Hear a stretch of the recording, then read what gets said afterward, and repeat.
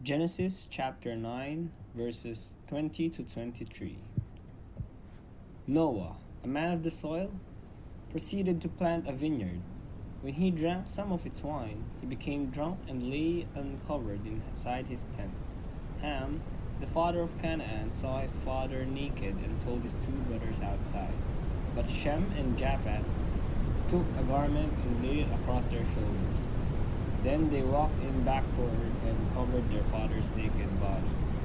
Their faces were turned the other way so that they would not see their father naked. Genesis chapter 19, verses 1 to 11. The two angels arrived at Sodom in the evening, and Lot was sitting in the gateway of the city. When he saw them, he got up to meet them and bowed down with his face to the ground. "My lords," he said, "please turn aside to your servant's house. You can wash your feet and spend the night and then go on your way early in the morning." "No," they answered, "we will spend the night in the square." But he insisted so strongly that they did not go with him and entered his house. He prepared a meal for them, baking bread without yeast, and they ate. Before they had gone to bed, all the men from every part of the city of Sodom, both young and old, surrounded the house. They called to Lot, "Where are the men who came to you tonight? Bring them out to us so that we can have sex with them." Lot went outside to meet them and shut the door behind them and said, "No, my friends, don't do this wickedly. Look, I have two daughters who have never slept with a man. Let me bring them out to you, and you can do whatever you like with them. But don't do anything to these men, for they have come under the protection of my rule." "Get out of the way," they replied. "This fellow came here as a foreigner, and now he wants to play the judge.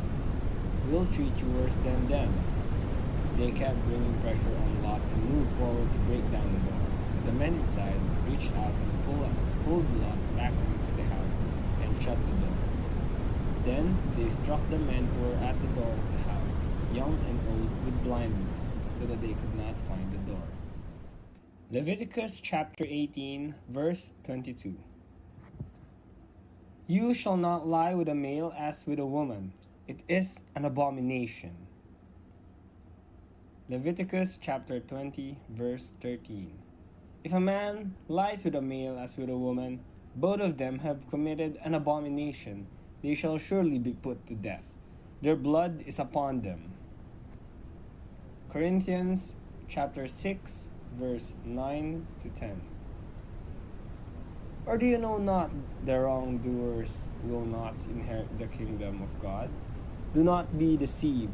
Neither the sexually immoral, nor idolaters, nor adulterers, nor men who have sex with men, nor thieves, nor the greedy, nor drunkards, nor slanderers, nor swindlers will inherit the kingdom of God." Timothy chapter 1, verses 8 to 11. "We know that the law is good if one uses it properly. We also know that the law is made not for the righteous, but for the lawbreakers and rebels, the ungodly and sinful, the unholy and irreligious, for those who kill their fathers or mothers, for murderers, for the sexually immoral, for those practicing homosexuality, for slave traders and liars and perjurers, and for whatever else is contrary to the sound doctrine that conforms to the gospel concerning the glory of the blessed God, which he entrusted to me." Romans chapter 1, verses 26 to 27.